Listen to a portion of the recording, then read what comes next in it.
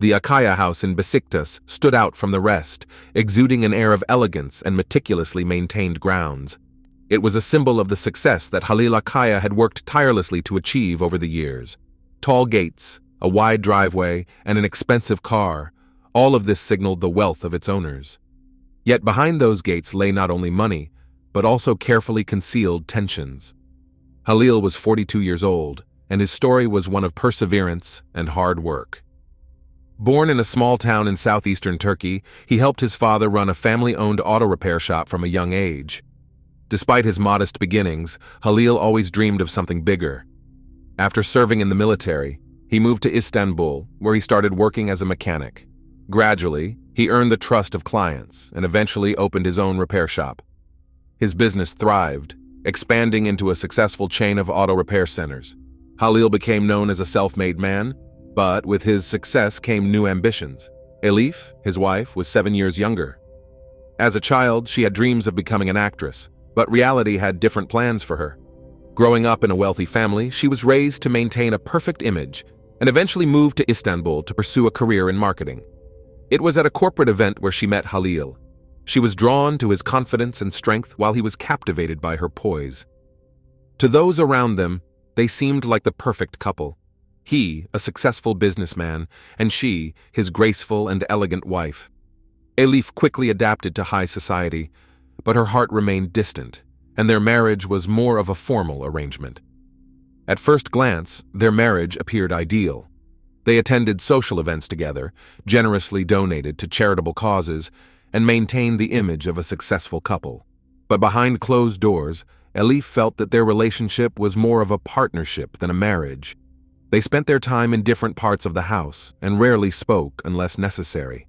Halil was consumed by his work, while Elif focused on maintaining their public image, managing the household, and handling external family affairs.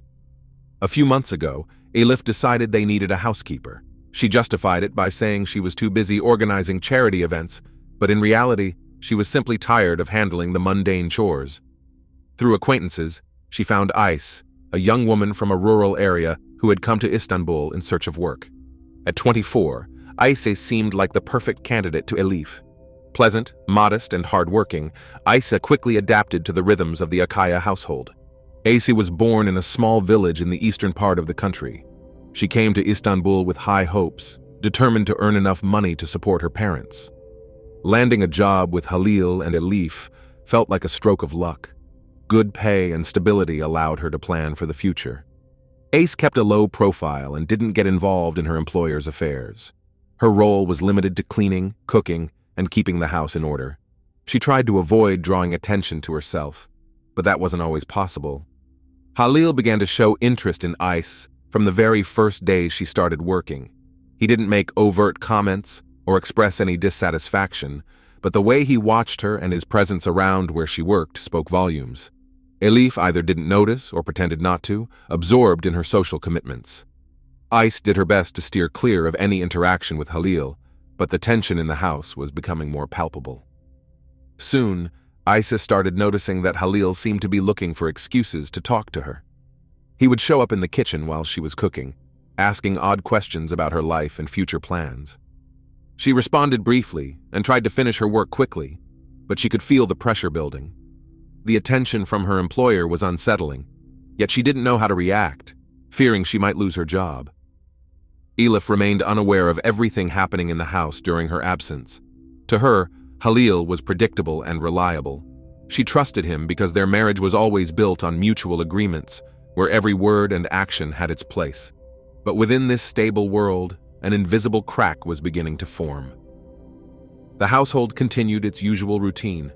Elif was busy planning events, meeting with friends, and Halil was spending more time at work.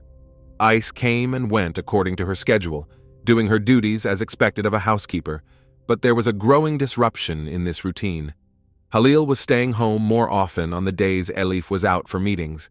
His attention became intrusive, his behavior persistent, but he carefully kept this from his wife. Neither Elif nor Halil anticipated that their comfortable lives were about to change. Isay kept fulfilling her responsibilities, trying to stay out of sight whenever Halil was around. She noticed that lately, he was around far too often, as if deliberately finding reasons to engage with her or be in the same room. Her instincts told her it was best to keep her distance, but she couldn't afford to quit the job that had become her only stable source of income. She sent money back home to her family in the village and didn't want to worry them with her own troubles. Despite her employer's unsettling behavior, Ice kept coming to work, but it was becoming harder for her to hide her anxiety. One evening, while she was preparing dinner, Halil unexpectedly walked into the kitchen and stood uncomfortably close. She caught a whiff of his cologne, and a chill ran down her spine. He asked if she needed any help, but there was an edge to his voice that made the question sound more threatening than kind. Ace answered briefly, and quickly slipped away to another room, doing her best to avoid eye contact. Elif didn't notice any of this. She was too caught up in her own affairs to pay attention to such small details. Ace didn't dare to share how she felt, sensing that her place in the house was becoming more and more uncomfortable. She thought about leaving, but she was afraid of losing her job and not being able to support her parents. The fear of Halil held her back, and every time he appeared out of nowhere, her hands would start to tremble. A few days went by, and the tension was reaching its peak. Ace became more cautious. She avoided long conversations with Halil, quickly left the room when he got too close, and made sure not to stay at the house longer than necessary. But one day, when Elif was out for the entire day, Halil stayed home. He hadn't given any notice, and when Ace arrived in the morning, he was already waiting for her in the living room. She tried to keep her composure and went about her usual tasks, but his presence felt like a heavy, invisible weight on her shoulders. Halil began questioning her, asking increasingly personal questions. He wanted to know who she talked to, who her friends were, and where she went after work. Ace responded in short, vague answers, but his persistence scared her. At one point, he moved in too close and grabbed her hand, causing her to freeze. She managed to pull away, excusing herself by saying she had to get back to work, and hurried off to the kitchen, her heart pounding with fear. These encounters were happening more frequently, and Ace started seriously considering quitting, but she didn't know how to bring it up with Elif. She was afraid that if she left, Halil might find a way to harm her. One evening, after a particularly difficult day, she called her mother and couldn't hold back her tears. But even then, she didn't dare to tell her what was really going on. The fear of the consequences was too overwhelming. The night when things finally reached a breaking point started off like any other. Elif was out at another meeting and Halil stayed home. Ace was getting ready to finish her work and leave when Halil suddenly appeared at the kitchen doorway, blocking her exit. He spoke calmly, but his words had a menacing undertone. She felt cornered, and when he tried to step closer, she shouted something out of sheer panic without even thinking. It worked. Halil stepped back, but the look in his eyes made it clear that this wasn't over. The next day, Ice didn't show up for work. Elif was surprised, but thought maybe the young woman was sick and hadn't had a chance to inform her. Another day passed, and Ice was still absent. When Elif asked Halil if he had seen her, he seemed calm, almost indifferent. He briefly replied that Ace had probably found another job or returned home. But days continued to pass, and there was still no word from Ace. She wasn't answering calls or messages, and her phone was turned off. Elif began to worry, but her attempts to reach out through mutual contacts led nowhere. When she finally decided to call Ace's parents, they were frightened and just as confused. They too had lost contact with their daughter and couldn't understand where she could have gone. Ace's disappearance caught everyone off guard. She wasn't the type of person to vanish without a word, and this made Elif even more anxious. A week went by, and still, there was no sign of Ice. Elif reached out to a friend of Ace's who occasionally helped around the house, hoping to get some information. But the friend also had no idea where Asa could be, saying they hadn't seen each other in a while. Elif felt that something was off, but wasn't sure what to do next. The situation became more pressing when Isa's parents called her, pleading to find out if there had been any issues at work that might have caused their daughter to disappear. Elif found herself in an uncomfortable position, promising them that she would let them know immediately if she learned anything. Meanwhile, Elif's suspicions about Halil started to grow. She couldn't help but notice how he had reacted to Ace's disappearance, too calmly without a hint of concern. Elif began to recall how he had started staying home more often and showing an unusual interest in Ace. though at the time she hadn't paid it much attention. Now her mind was filled with unsettling thoughts. She couldn't shake the feeling that she was missing something, but having suspicions was one thing. Finding actual proof was another. All she could do was wait. While Elif struggled to figure out how to get in touch with Ace, the young woman's parents decided to contact the authorities. In the initial stage, investigators interviewed acquaintances and relatives, but it didn't lead to any breakthroughs. They reached out to Elif, who told them everything she knew. How Ace had been a reliable worker. There were no issues, but she hadn't shown up for several days, and no one had been able to locate her. The police began their investigation, but without any signs of aggression or indications that Ace had been taken against her will. The case was moving slowly. Things took a turn when a neighbor mentioned seeing Halil's car parked near the house late at night before Ice disappeared, even though he usually didn't come home that late. This statement was the first small clue, but it didn't yet paint a clear picture. Elif felt increasingly confused and wasn't sure if she should trust her own suspicions. One evening, while Elif was sitting in the living room nervously fiddling with her phone, Halil approached her and suggested they talk. He brought up the rumors surrounding Isay's disappearance, saying that they could damage their reputation, especially his business, and that she needed to stop worrying about it. Elif wanted to ask him directly what he knew about it, but she couldn't find the courage. Halil had a way of pressuring people, and his calm, confident manner often stifled any resistance. She felt a growing fear that if she started asking too many questions, it could lead to unwanted consequences. She nodded and said she would try not to think about it, but inside, her anxiety continued to build. Meanwhile, the investigation continued. Detectives started reviewing surveillance footage from around the Akkaya home and along the route Ace usually took. One of the cameras captured her on the day she was last seen leaving work. She was walking along the sidewalk, as she always did, but what happened after that was still a mystery. Cameras at Halil and Elif's house also recorded her leaving that evening, but there were no other suspicious details. Elif began questioning herself. Why was Halil so calm about her disappearance? What was he hiding, and had he tried to cover his tracks?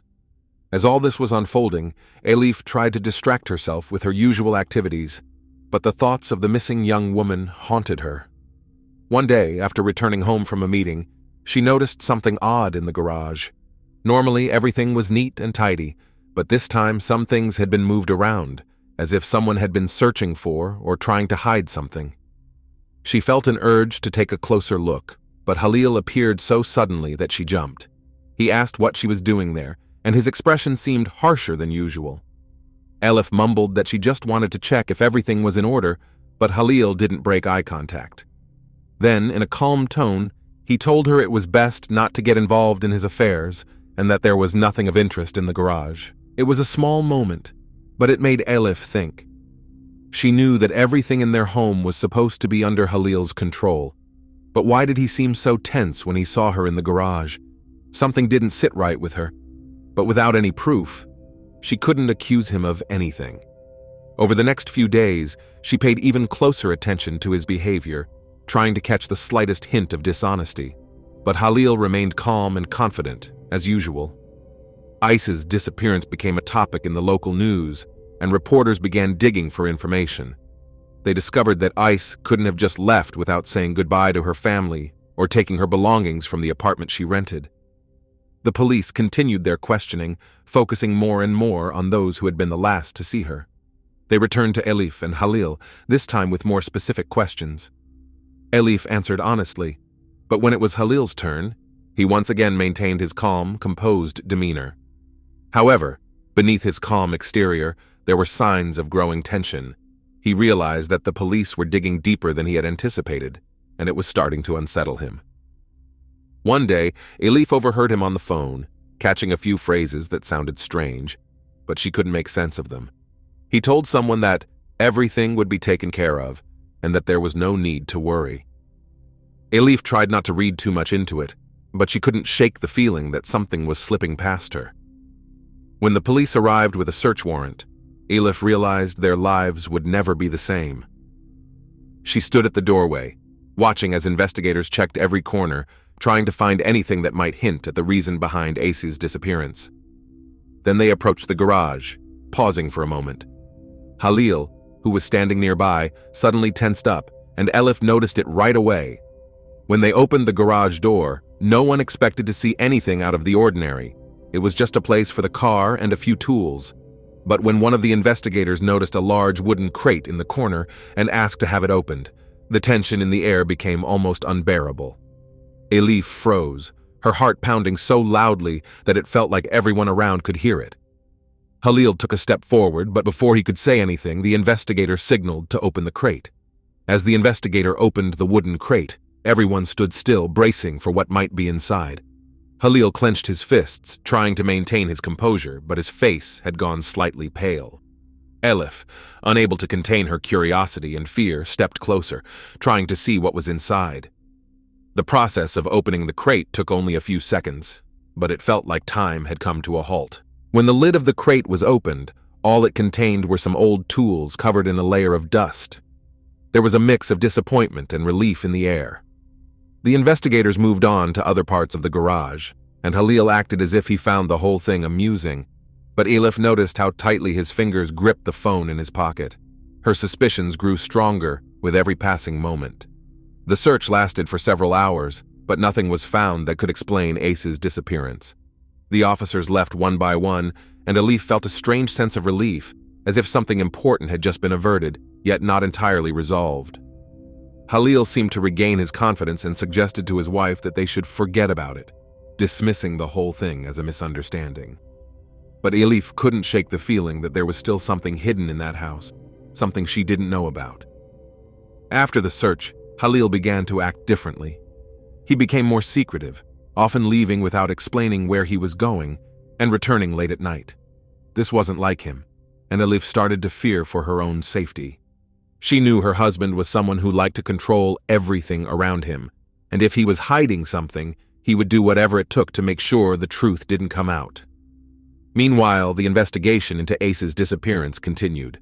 The police explored every possible angle, from abduction to a voluntary disappearance. They interviewed neighbors, Halil's colleagues, Elif's friends, but nothing concrete surfaced. Still, the investigators had a feeling that this case was more complicated than it seemed. The disappearance of a young woman, who had suddenly gone off the grid, remained their primary focus, and their suspicions were only growing. One day, after returning home from a business lunch, Elif found that Halil was gone, and his phone was lying on the kitchen counter, which was unusual for him. She was about to head upstairs when she noticed the garage keys left next to the phone. Her heart began to race again, but this time she couldn't resist the urge to check the garage once more. She quietly stepped outside, trying not to make any noise. The garage looked just as it had before, neat, well-maintained, with a few tools and old items stacked in the corner. But this time, something caught her eye that she hadn't noticed earlier. A small stain on the floor, which looked like traces of paint or dirt. She didn't think much of it at first, until she realized the stains led toward the back wall of the garage. How had the investigators missed these odd marks during their search? Elif moved closer, her breathing quickening. Behind the wall was another section, cluttered with junk, which she hadn't known existed. It was a small room, locked with a padlock that looked new. She recalled fragments of conversations she had overheard when Halil thought she wasn't around, and everything began to fall into place. She knew she couldn't leave without finding out what was behind that door. Using the keys she had found, Elif managed to unlock the padlock and carefully pushed the door open. She only cracked it open a bit, but what she saw inside was enough to send a chill through her entire body. The room was small and narrow, lit only by a faint light coming through a crack in the ceiling. On the floor were plastic bags, and the walls were covered with old newspapers, giving the place a dark, eerie feel. It was silent and cold inside, as if the space had been long forgotten. Her eyes landed on one of the bags, and Elif felt her breath catch in her throat. She stepped back, almost stumbling, and hurried out of the garage, closing the door behind her. She didn't know what to do next, but she understood she had to act quickly. She needed to reach out to someone she could trust and explain the situation, but every time she tried to dial a number, her fingers trembled, and her mind raced with the thought that Halil could come back at any moment. Meanwhile, Halil returned home later than usual, and Elif pretended that nothing had happened. But the next day, she went straight to the police and reported what she had seen. It was her only chance to get to the bottom of things and protect herself. Investigators immediately responded to her statement and returned with a search warrant, this time granting them permission to thoroughly inspect all areas, including the hidden room in the garage. When they opened the door, everything that had been concealed was laid bare. Inside, they found plastic bags containing Ace's belongings, including her personal documents and phone. But the most alarming discovery was the traces of blood among her things, which suggested she had been there and that something terrible had occurred. The room, which Halil had clearly tried to keep hidden, became the key to solving the mystery, and the police began piecing everything together. Halil didn't come home that evening. He had disappeared as soon as he learned that Elif had shared her findings with the authorities. Knowing he had nothing left to lose, he attempted to flee, but the police had already set up surveillance at all possible exits from the city. When his car was found on a side street on the outskirts, he did not resist and quietly surrendered to the law. Once Halil was in custody, investigators began a thorough examination of his connection to Isa's disappearance. Interrogations went on for hours, and at first Halil remained calm and composed, but slowly, signs of fatigue and frustration began to show. The investigators deliberately pressured him, asking why he had been acting so strangely in recent weeks, what had really happened between him and Ice, and what was hidden in that small room in the garage. Halil continued to deny any involvement in her disappearance, insisting that he had no idea where she was and that he would never harm her. But the investigators were persistent. They laid out everything they had found in the garage: Ace's belongings, her documents, her phone, and the traces of blood on the floor and walls, which had been washed but still contained small, incriminating spots. It all pointed to one thing: that something terrible had happened in the garage, and Halil had tried to cover it up. After several hours of questioning, Halil finally broke down. He realized that denying the obvious was futile. He sighed heavily, looking more exhausted than he had in a long time. Speaking quietly, he confessed that on the night before Ace disappeared, they had been alone in the house.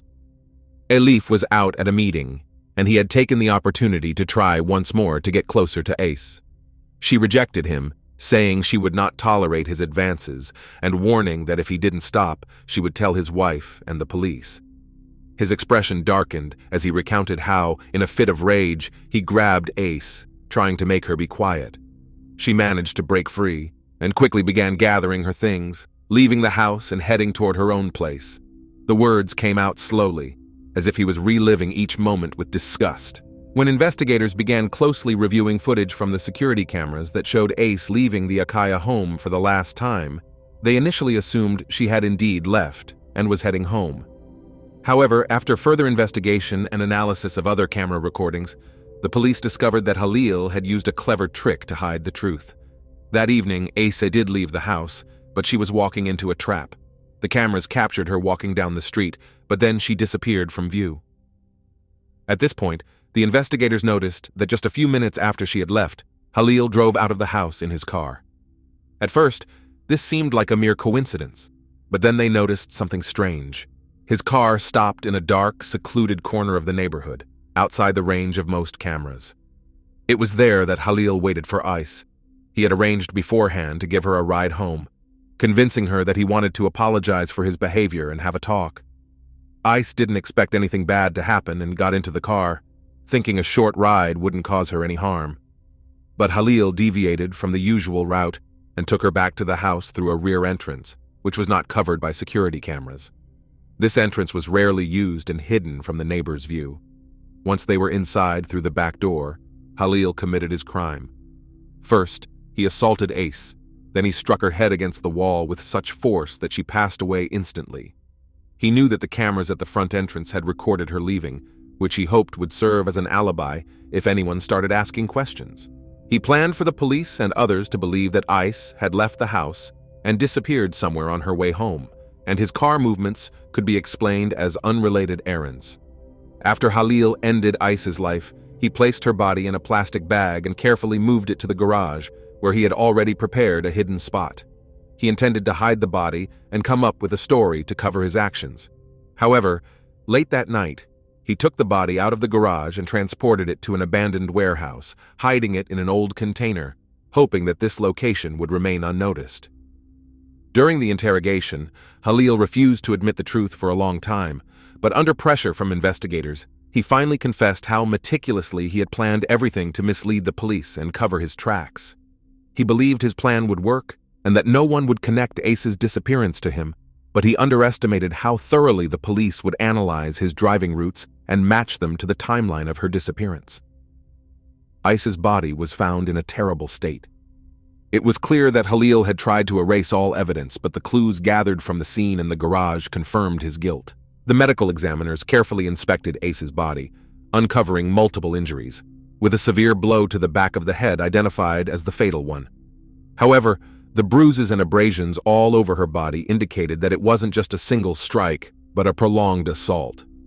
Further examination revealed other troubling signs. DNA analysis showed traces of Halil on Ace's body, serving as indirect evidence that she had been subjected to aggression before her death.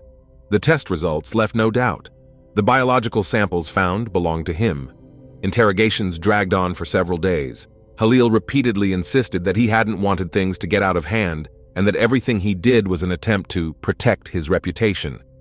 He tried to convince the investigators that he acted in a moment of extreme emotion, but they could see that his actions after the incident were calculated and deliberate. He meticulously planned how to hide the body, cleaned up evidence, and tried to cover his tracks. This wasn't a desperate act. It was a carefully orchestrated crime aimed at avoiding exposure. In court, Halil appeared calm and composed, but every gesture and word came across as the defense of a man who had nothing left to lose. He tried to elicit sympathy, claiming that the situation spiraled out of control and that he acted out of fear, but no one believed him. His attempts to paint himself as a victim of his own emotions were shattered by the relentless facts that were revealed one by one. The prosecutor laid out all the evidence against him: surveillance footage, witness statements from neighbors, blood traces, and Ace's belongings that he hadn't managed to destroy.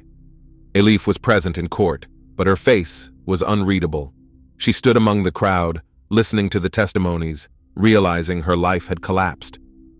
She tried to justify herself by thinking she couldn't have known her husband was capable of this, but deep down, she felt guilty for missing the warning signs, for allowing Halil to act freely while she was occupied with her social life. She knew that after all of this, she would have to learn how to live again, but she also understood that the life she had built with Halil was gone forever. The court sentenced Halil to life in prison. All his attempts to seek a lighter sentence were unsuccessful. His confession, along with the gathered evidence, left no room for acquittal. He sat in the defendant's cage, listening to the verdict with a stoic expression, but as he was led out of the courtroom, his face showed nothing but despair. He understood that he had lost everything forever: his freedom, his business, his reputation, and the life he had spent years building. Isa's story was not forgotten, and her name remained in the memory of everyone who followed the case. She became a victim, not only of Halil's reckless desire and rage, but also of how easily she could have been forgotten until she disappeared. For her family, it was a shock that would never fade. They had found justice, but the loss would stay with them forever. Elif, trying to find a new purpose, left Istanbul. She moved to another city and began working with organizations that focused on protecting women's rights. Yet, despite her external efforts to change her life, her internal wounds still bled. She knew she would never escape the questions of whether she could have prevented all of this if she had noticed earlier. The house in Beşiktaş stood empty and was eventually sold. Its walls, which once masked the illusion of a happy and successful life, now stood vacant, like a ghost of the past, reminding everyone that nothing is ever quite as it seems.